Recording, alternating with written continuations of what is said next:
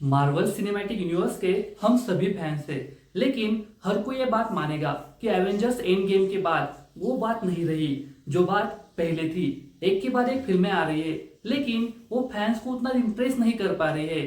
हर कोई ये बात मानेगा कि अब वो बात नहीं रही, और इसी बात को सोचते हुए अब मार्वल सिनेमैटिक यूनिवर्स ने एक बहुत बड़ा डिसीजन लिया है, और वो आप सभी को पता है।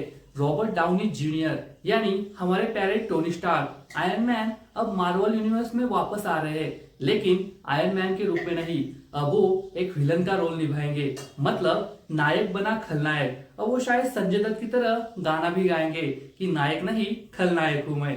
दोस्तों, आप सभी को पता है कि एवेंजर्स की दो बड़ी फिल्में आने वाली है, एवेंजर डूम्सडे और एवेंजर्स सीक्रेट वॉर्स। और इस फिल्मों में डूम्स नाम का एक विलन होगा और एक कैरेक्टर निभाएंगे रॉबर्ट डाउनी जूनियर। किसी को भी ये नहीं लग रहा था, ऐसा लग रहा था कि जो मल्टी यूनिवर्स की थ्योरी है उस हिसाब से आयरन मैन किसी और यूनिवर्स से वापस आएंगे, लेकिन अब एक बहुत बड़ा झटका लगा है, बहुत बड़ा सरप्राइज मिला है। कुछ लोग इसके बारे में पॉजिटिव है तो कुछ लोगों को ये गलत लग रहा है, ठीक नहीं लग रहा है। मतलब जिसने आयरन मैन का कैरेक्टर निभाया था, जो इस मार्वल सिनेमैटिक यूनिवर्स का एक बहुत ही इंपॉर्टेंट कैरेक्टर था, जो हीरो था, जिसने दुनिया को बचाया था, थैनोस को हराया था, अब वही इस दुनिया को तबाह करने के बारे में सोचेगा। इस दुनिया में कई सारे ऐसी चीजें करेगा जो कोई हीरो नहीं करता, बस विलन करता है। जिसको आज तक हमने हीरो के रूप में देखा था, अब वो एक विलन का कैरेक्टर निभाएगा। वो कई लोगों को अच्छा नहीं लग रहा है, लेकिन जो रॉबर्ट डाउनी जूनियर के फैन है, जिन्हें उन्हें स्क्रीन पर देखना है, मार्वल की फिल्में देखना है, वो तो बहुत ज्यादा खुश है।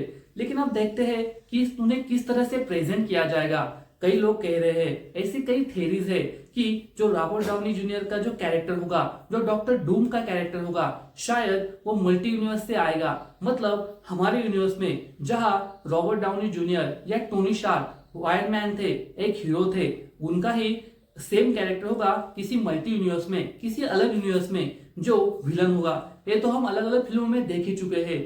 जो कैरेक्टर एक यूनिवर्स में पॉजिटिव होता है, हीरो होता है, वो अलग यूनिवर्स में विलन भी हो सकता है, उसका अलग रूप हो सकता है। शायद रॉबर्ट डाउनी जूनियर को उसी तरह से पेश किया जाएगा। इसी के साथ साथ उनका अलग भी कैरेक्टर हो सकता है, जिसका आयरन मैन या टोनी स्टार्क से कोई भी संबंध नहीं होगा, लेकिन जब वो बाकी के एवेंजर्स के सामने आएंगे, उनका चेहरा सेम टू सेम होगा, तो कई सारे लोग उन्हें कंफ्यूज भी कर सकते हैं कि हमारे आयरन मैन वापस आ गए हैं, और इसी का फायदा लेकर वो कुछ अलग चीजें भी कर सकते हैं, कुछ सीक्रेट्स भी उनके हिसाब से निकाल सकते हैं। मतलब बहुत ज्यादा कंफ्यूजन है कि आयरन मैन का जो कैरेक्टर था, जो पहले एवेंजर्स एंड गेम में था, इन्फिनिटी वॉर में था, और अब जो एवेंजर्स डूम्सडे और सीक्रेट वॉर्स में होगा, उसका कोई संबंध होगा, कोई कनेक्शन होगा, इसके बारे में कई सारी चीजें कही जा रही है। लेकिन ये सारी चीजें तो शायद इस फिल्म के मेकर्स को ही पता होगी। 2026 में एवेंजर्स डूम्सडे रिलीज होगी और 2027 में एवेंजर्स सीक्रेट वॉर्स रिलीज होगी। इन फिल्मों में एंड गेम के कैरेक्टर्स होंगे या नहीं, स्पाइडरमैन होंगे या नहीं। हमने आयरन मैन और स्पाइडरमैन का एक बहुत ही अच्छा कनेक्शन देखा था, जब डॉक्टर डूम्स और स्पाइडरमैन ये दोनों एक दूसरे के सामने आएंगे, तो क्या उनका कोई कनेक्शन दिखाया जाएगा?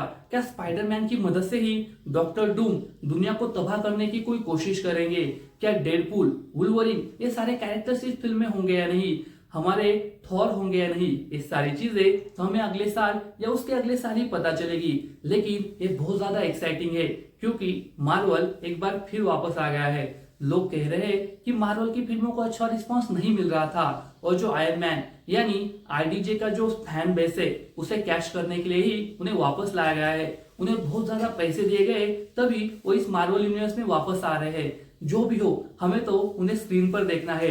जो पहले नायक था वो अब खलनायक बन रहा है, और उसे देखने में बहुत ही ज्यादा मजा आएगा, बहुत ही ज्यादा इंटरेस्टिंग होगा, इसमें कोई शक नहीं। तो दोस्तों, आपको क्या लगता है आईडीजे का जो डॉक्टर डूम का कैरेक्टर होगा, वो किस तरह से लिखा जाएगा, किस तरह से प्रेजेंट किया जाएगा? उनका रिलेशन स्पाइडरमैन या आयरन मैन से होगा या नहीं? उनका जो फेस है वो तो सेम टू सेम है, क्या उसका कोई कनेक्शन दिखाया जाएगा?